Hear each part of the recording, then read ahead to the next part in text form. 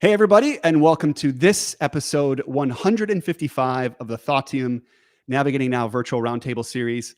I am your host, as usual, maybe not as always, but as usual, Anthony Ewing, CEO and co-founder here at Thoughtium. And we are thrilled to be going live every Thursday at 3 o'clock Central.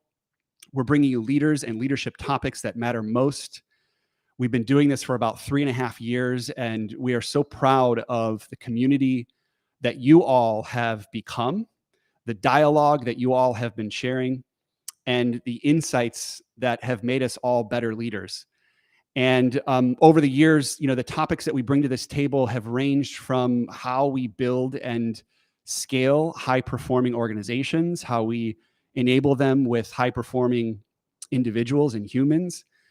And we've also been doing a lot on making sure that we bring in the tools that allow us to perform at our best. And, without needing really an introduction, the AI movement is here. And so today's episode 155 is all about the AI movement with a particular lens on where do we begin? As stewards of our business, as leaders of our business and leaders of our teams, how can we bring in AI in meaningful ways? How can we educate our people on how to leverage new technologies and tools?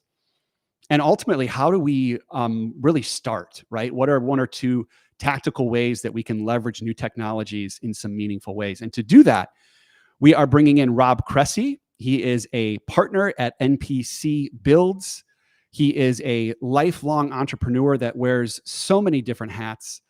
And I say most recently, but I'd say maybe more or longer than most, he has been at the forefront of the AI movement. And so we're just thrilled to have Rob at the table. He's a perennial Navigating Now guest. Rob, welcome back to the table. So good to see you. Let's go. Thank you so very much, Anthony. Excited to be here. And what we're about to deliver is going to be a 15 out of 10 experience. And I highly recommend everybody take notes because you're about to get a masterclass. I so appreciate the energy that you always bring. And it's the energy that you've always brought to your content, whether that's, short form, long form recorded, or you've probably been going live, particularly to LinkedIn, longer than most people that I know.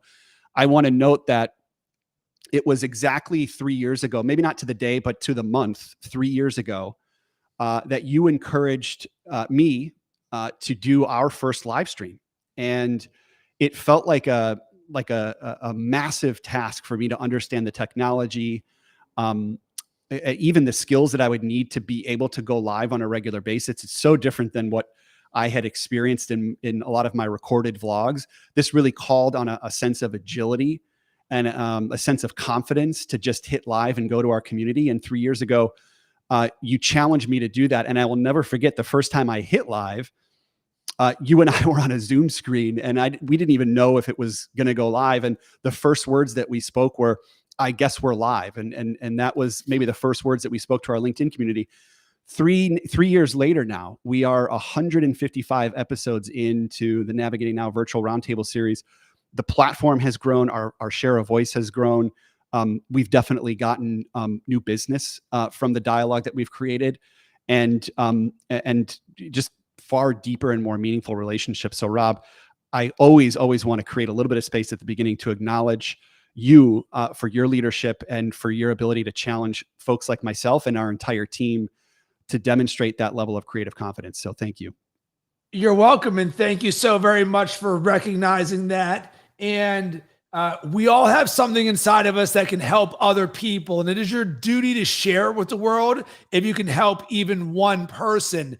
And as you were saying that, Anthony, the things that I'm proud of about you with this is the power of consistency 101. Yeah. That you do the same thing over and over and over again. And you never think you're going to get to episode 155, or as I'm sitting here, you don't think you're going to get to year 13 of an entrepreneurial journey, but it eventually does happen. And you take one step at a time.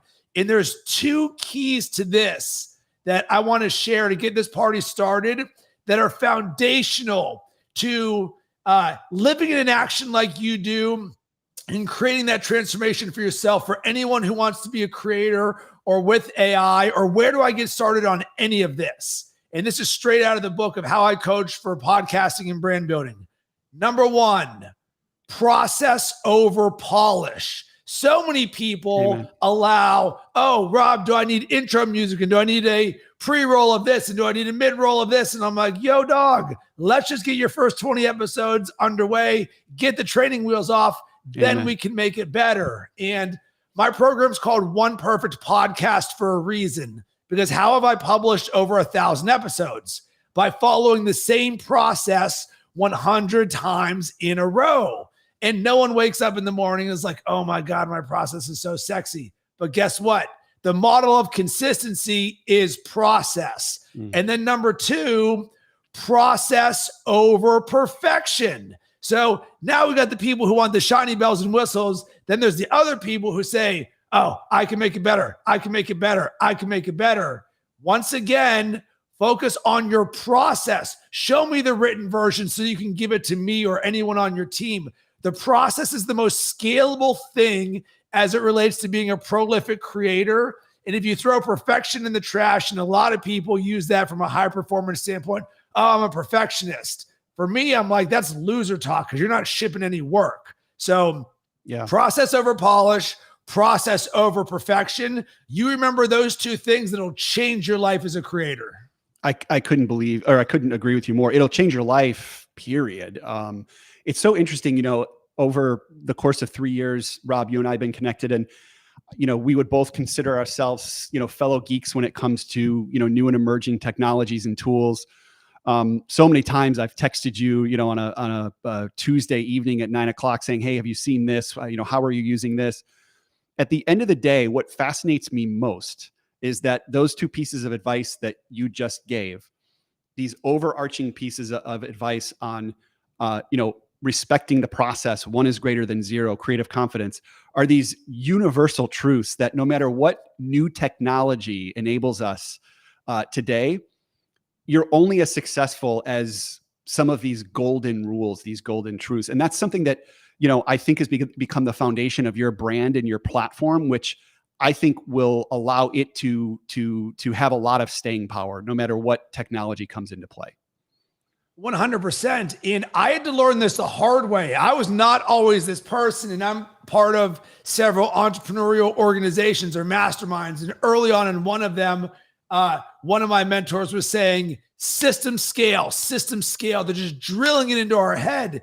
And I'm sitting there and I'm like, I'm not a systems person. Like, I hear what you're saying, but I don't know what to do as a non-systems person for how to start creating systems in my business as a green entrepreneur at a time. And you know how you do it?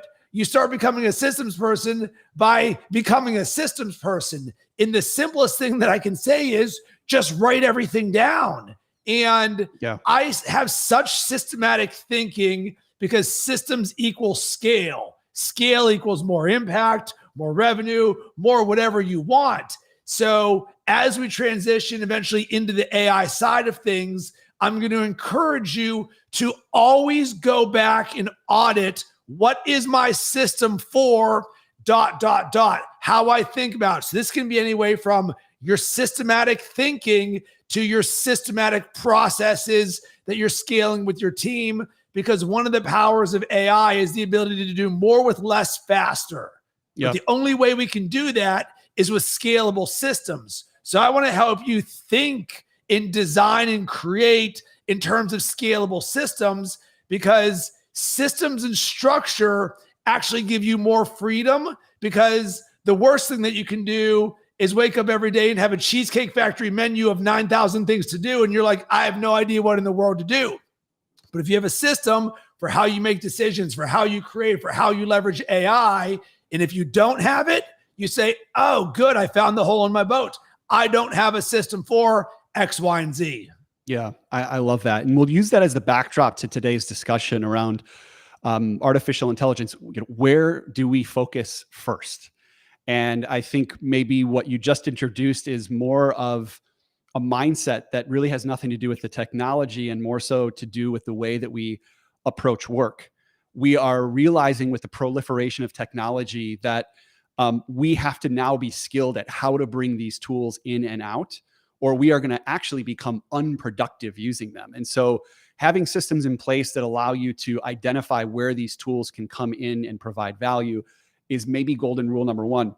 I want to maybe just take a step back and, for everybody who's tuning in that wants to learn a little bit about AI, and let's keep it within the context of, how it may support, growing and scaling businesses. Where do we even begin to understand AI and how it should exist in our world today? So one of my favorite quotes is, the bigger the dreams, the deeper the foundation. I want you to take on the same mindset as it relates to the beginning of your AI journey. So you say, all right, let's build our foundation for how we leverage AI.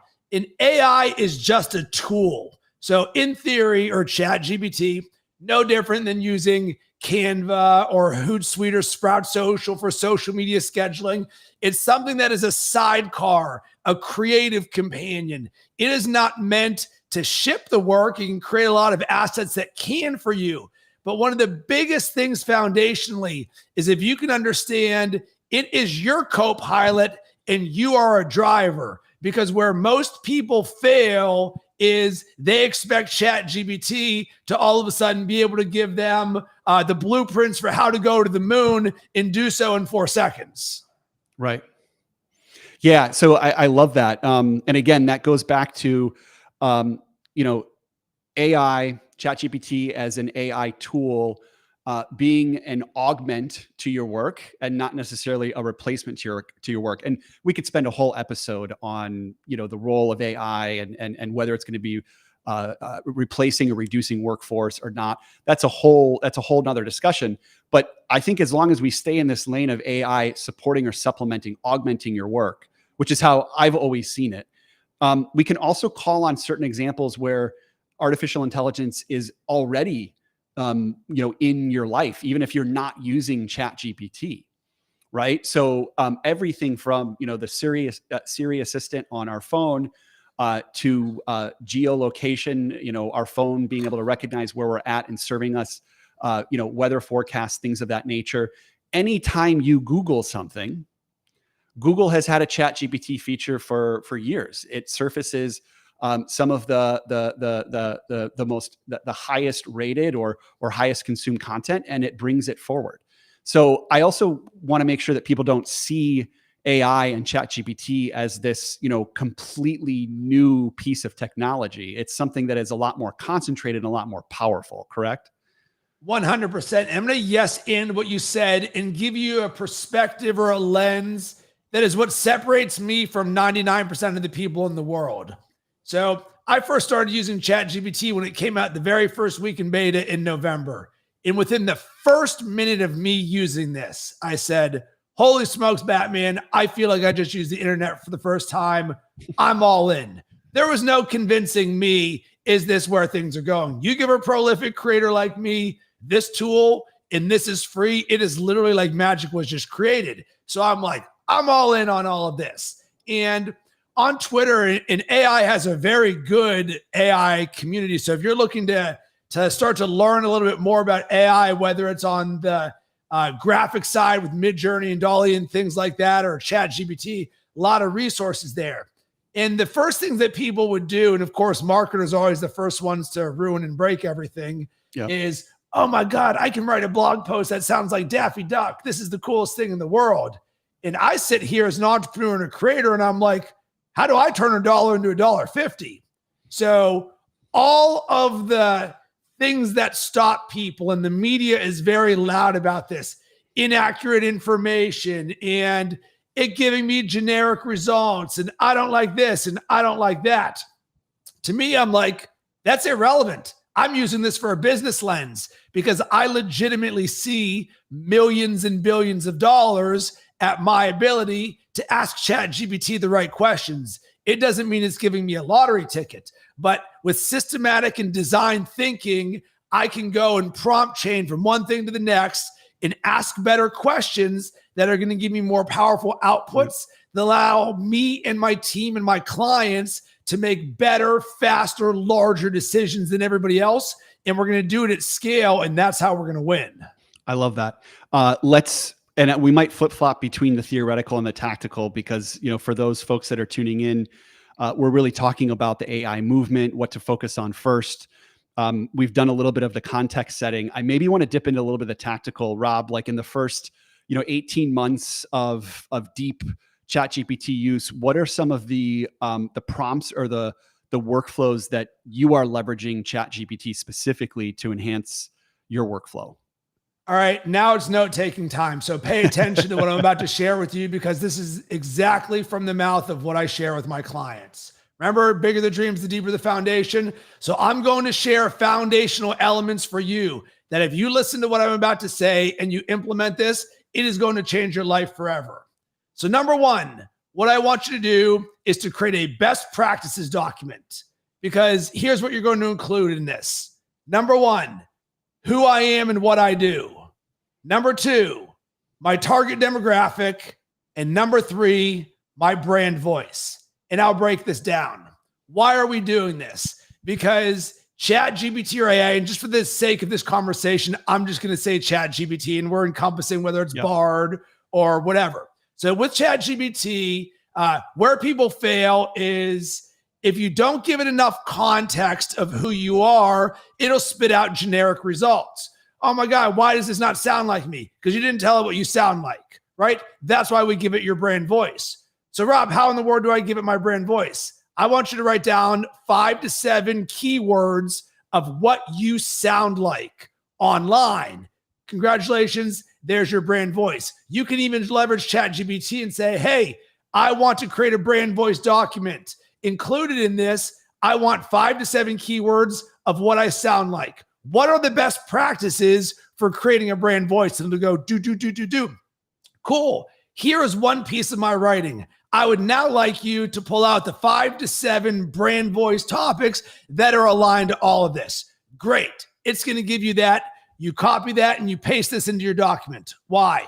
That way, every single time you use ChatGPT, you go copy, paste. This is my brand voice. Congratulations. Now it sounds like you. The reason that we start with who you are and what you do is there is a difference between write me a marketing strategy and write me a marketing strategy for a CEO of a company doing 100 million in revenue, where we specialize in helping leaders scale, It understands the difference between the two. So now you write who you are. Why? Once again, copy paste. We're going to throw that into ChatGPT because we've given it context. And then number 3 is your target demographic.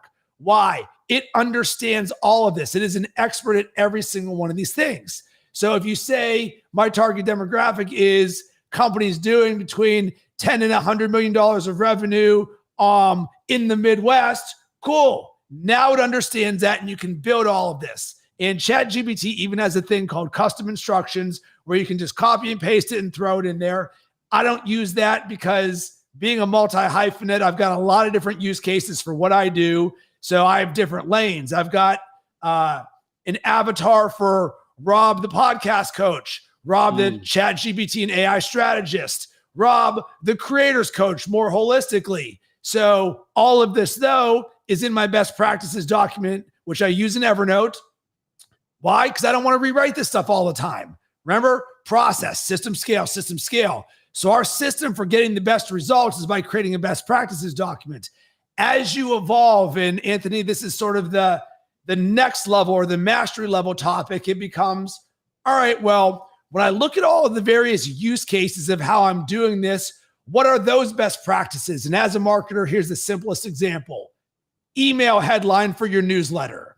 So ChatGPT, based on the newsletter you write, can write you 5 to 10 email headline ideas. But we don't want to just say, write me 5 email headline ideas. You say, I'm writing a newsletter. Here it is. Write me 5 ideas in bullet points, 50 characters max, lead with a hook, make it intriguing and SEO friendly. Why? Because that's what a best practice is for if you were going to teach a client how to write an email headline.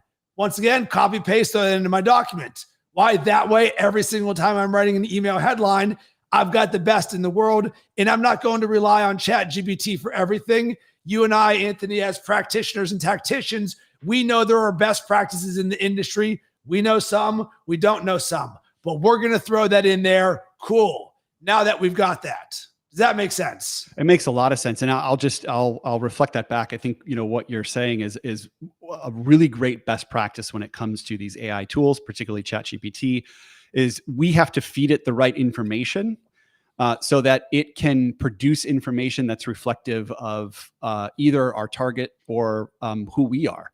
And so I like this idea of best practices document. It's a simple step that you can take. And it requires a little bit of copy and paste, but I think it directly addresses maybe some of the initial frustration that people have when they put their first few prompts in ChatGPT and they're like, this is nothing but a glorified, Google bot.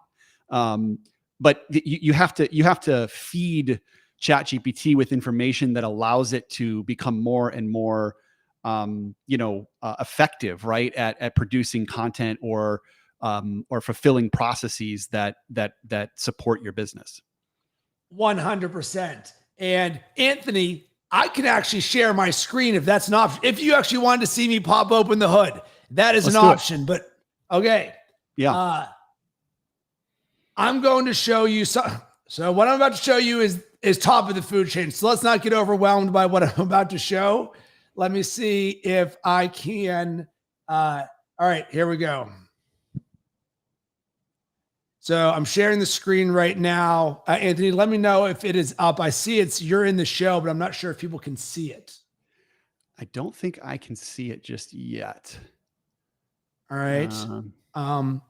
Otherwise, it's showing it as a source. Oh, I got you. I'll pull it up. Here we go.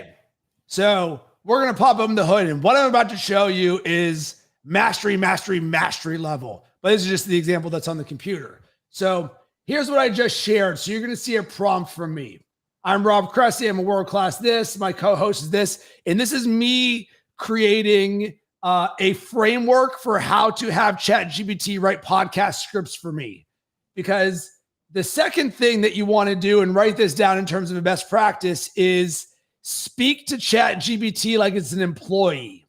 What this means is you want to be very clear on the instructions. You want to be direct. You want to be concise, and you don't want to give it too much at once. So a lot of people are like, oh my God, AI can just help me recreate the double helix in 2 seconds. It's like, no, we can't really do that. Like, we know eventually you can start building this, but people oftentimes ask too much of it. So if you think about it like talking to an employee. So what I say here is so now this is speaking to the employee. We want to create a repeatable, easy to execute format for our podcast, likely 10 to 15 minute episodes. Here's the next tip.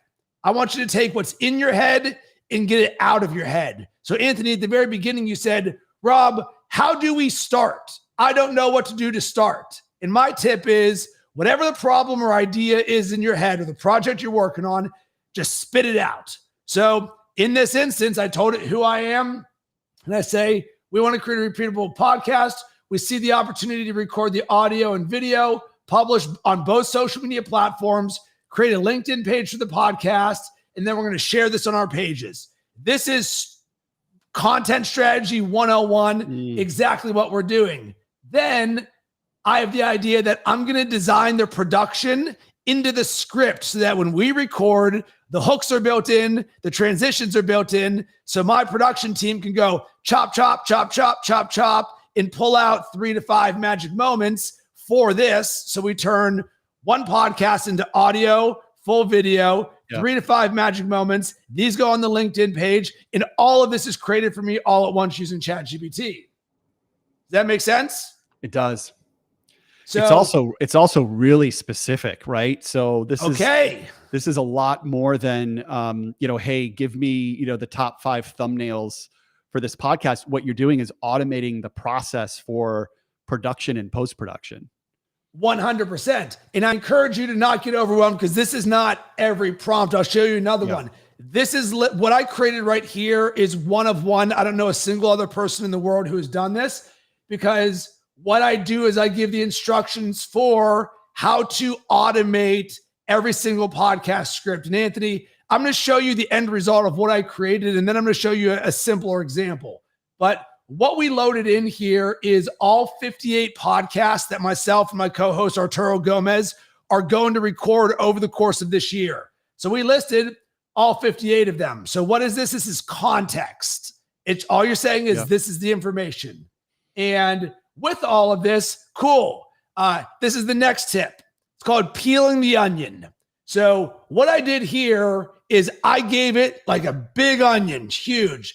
And now we're going to start prompt chaining with it. Where a lot of people fail is they look at just the one result that it gives you and says, this isn't what I wanted. Yeah. But what they fail to realize is like peeling an onion. You say, cool, you got some of this good, peel it back, peel it back, peel it back.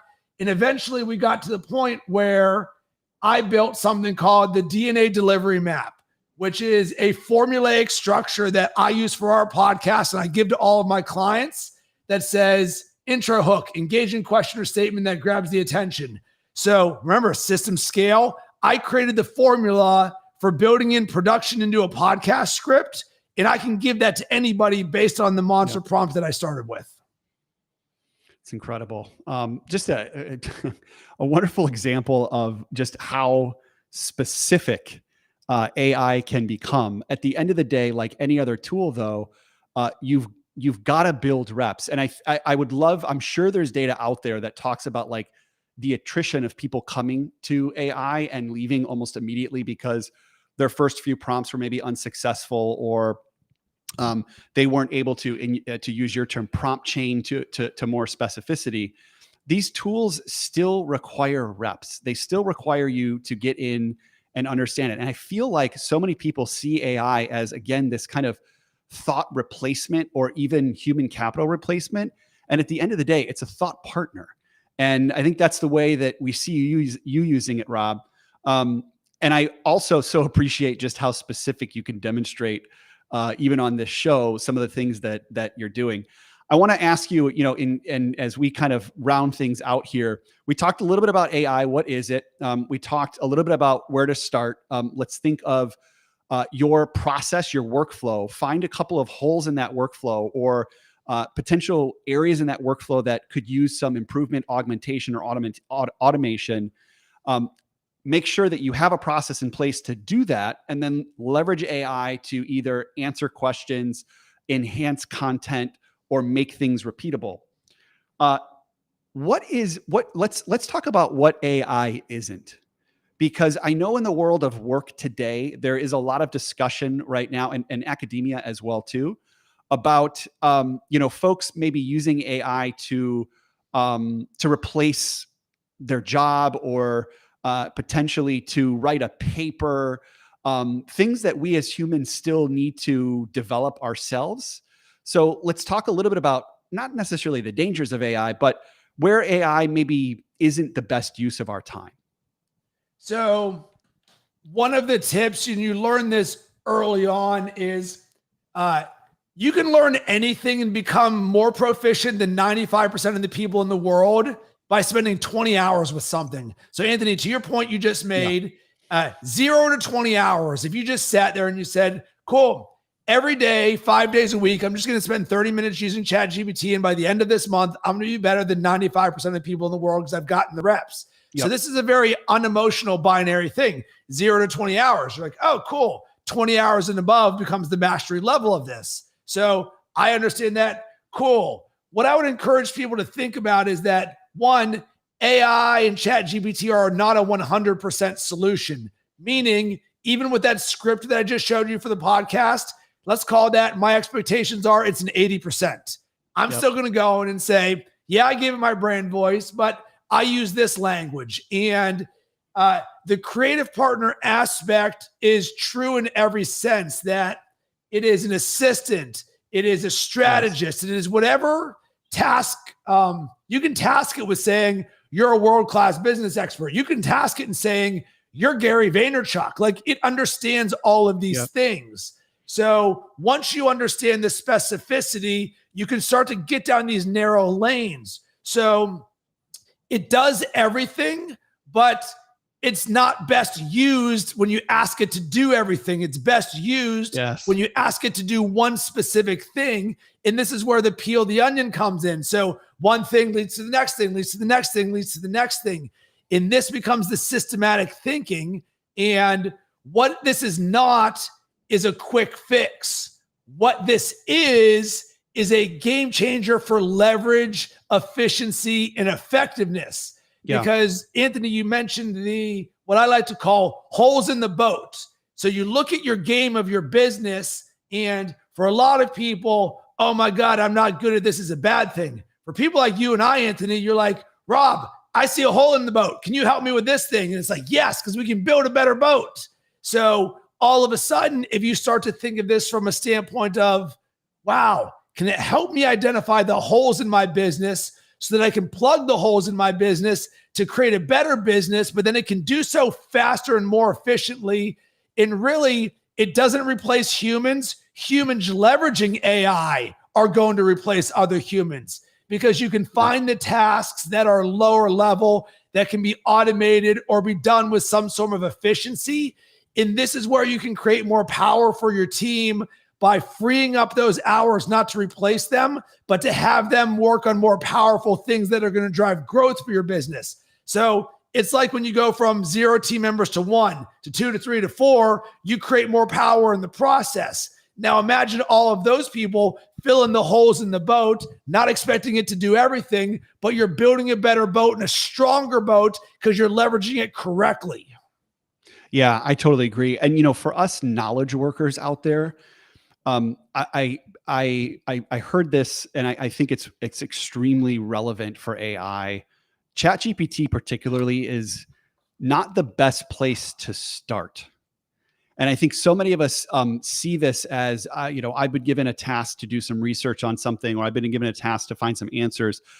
I would not recommend ChatGPT being the first place you go. You've got to build a little bit of that perspective. You've got to build a little bit of that voice, right? And you've got to do a little bit of that research yourself. And then and again, this is more for knowledge workers, folks that are strategists or consultants or operationalists. Then you go to ChatGPT to supplement and support the perspective that you've built. So I always say that it's maybe not the best place to start. It's a wonderful way to validate your findings, to expand your findings, and to make your findings better. And that's more from kind of the research perspective of it. 100%. So Anthony, I'm going to show something that I'm going to share my screen briefly, and this is going to be a quick one. And it's going to be an easy one too. So one of the terms that I know when I'm cooking with something good is when I impress myself. When I do something, when you look at it and you're like, holy smokes, that is unbelievable. And this is for the knowledge workers out there. So I'm a master of language and listening. So I'm always thinking about self-improvement. How can I make myself better? I'm always auditing my inputs. Like you, Anthony, we read from the best authors and we listen to the best podcasts and the videos, like people watching or listening right now. So I'll always pick up one sentence that someone says on anything. And I'm like, what if I create a monster thread in ChatGPT where I just build out the world? So for example, I'm watching the Netflix documentary about quarterbacks, and they say, greatness is more than just winning the game, it's changing the game. And I created this prompt that says, tell me how this is true from a high-level, world-class personal growth coach perspective. And all I wanted this thing to do was build the world out for me. So I hear a nugget of value, build the world out. As I sit here right now, it gives me this, and I'm like, man, this is good. So I, as a knowledge worker, can take this sentence and do something with it. I can say, man, I'm going to create a piece of content around depth of impact. I'm going to do something around innovation and evolution. So now every single time I hear something, I just go back in here. I feel no expectation I need to do anything. It's almost like a ideation bank. You're your team cam. So it says, maximize who you are. Here's what you're going to notice, Anthony. Exact same format. Look how simple this is. It's only 2 sentences. So now all of a sudden, I'm building a world-class growth library that, like a chili sitting in a pot, the longer that you sit there and marinate it, the better it becomes. I've been doing this thread for 6 months, and I'm sharing that because simplicity for knowledge workers, like you said, it can be as simple as an ideation, build out this world. What do we want to do with it? Maybe I'm inspired, or maybe I create a piece of content about it. Both are totally options. I love that. So leveraging ChatGPT almost as a repository for inspiring thought, as a brainstorming tool. There's so many use cases. And what I appreciate about today's episode, Rob, is that you got really specific, particularly about how we can leverage AI, and maybe even where we can start and where we maybe don't want to start. A lot of lessons learned here today. So appreciate your practitionership. Every time we get on the line, Rob, one of the things that I just so appreciate about you is that you don't like to stick with the headlines. Although you're pretty good at the headlines, you also are a steward of both the clouds and the dirt. And that is something that I so appreciate about you. So clearly there is so much more to learn about AI, where to begin, how to bring it into your workflows. Hopefully you all gained a thing or two today, or it sparked some inspiration on how to leverage ChatGPT. Rob, if they want to learn more, how do they get in touch with you? Well, I come bearing gifts. So I'm about to hook everybody up. So if you go to tribeofwinning.com, I created something called the ChatGPT Creators Toolkit. Everything that I just shared here, plus more, I reverse engineered the way that I use this to help coach my clients on it. And the best thing that I can do is make it scalable. So I just created a series of videos that said, hey, you want to maximize your marketing, or launch a podcast, or write a newsletter, or do this or that, efficiency, effectiveness. All of that is in there, and it's my gift for you for free. So tribeofwinning.com, it's the same thing our clients pay for, but it's my gift for you as a thank you for being here. And then you hit me up on LinkedIn or Instagram at Rob Cressy. I would love to help anybody out on their journey any way I can. I love it. Rob, thank you so much for joining today. Thank you for your practitionership, for your specificity. And as always, you always bring the value both in the show and out. So thank you. Just thank you. We're so thrilled to be in partnership with you, and we're looking forward to many more episodes to come, my friend. You're welcome. Thank you. All right. We'll see you soon. All right. And that rounds out episode 155 of the Thought Team Navigating Now virtual roundtable series. What an episode. I'm just so inspired week over week by the people that are in this network, this Navigating Now community. We have folks at the highest level of leadership across many different industries and organizations. We have folks that are on the front lines of delivering value for their organizations. We also have folks like Rob that wear so many different hats. He's a business owner, an entrepreneur, a content creator, and more than anything, he's a practitioner. He rolls his sleeves up, and he talks the talk and walks the walk as well too, which we so appreciate here. So with that being said, we will close out today's episode. We want to thank everybody for joining across LinkedIn, YouTube, Facebook, all social media channels. You can find today's episode and any previous episodes at thoughttium.com/live. And we will see you all again next week. So long.